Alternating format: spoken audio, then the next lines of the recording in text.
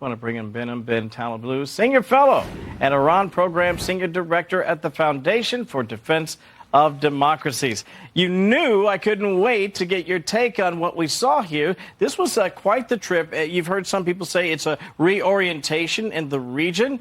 Your thoughts? Well, great to be back with you, Kevin. Yes, pretty historic trip for President Trump. Lots of deals here, big and small for the U.S., lots of economic wins, and really the president showing people that he's able to build on the existing regional order in the Middle East rather than destroy. For those who say that in order to counter other threats, be they Russia, China, or others, you have to leave the Middle East, the president is showing that you can work by, with, and through some of America's most important political, economic, and military partners there, which are Saudi Arabia, the UAE, and you know my thoughts on Qatar, much, much, much less so. Absolutely right. Let me share this graphic. It basically lays out in detail some of the big dollars we're talking about that the president was able to secure.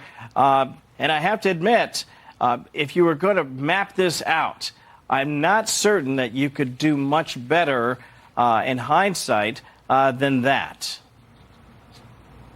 Well, certainly not in terms of quantity. The question really is quality. What kind of return on investment are these big zeros going to have for the president and for U.S. foreign policy 5, 10, 15 years down the road? Saudi AI deal, very big deal. More important, I would say, in the short term, Saudi arms deal, looking at the way the president is deepening ties with the UAE. Very important. A little bit worried that the president chose to go to Qatar instead of a more traditional U.S. partner like Israel, for example. But I would say 2 out of 3, not bad at all. Always great to have your perspective, my friend. I appreciate it.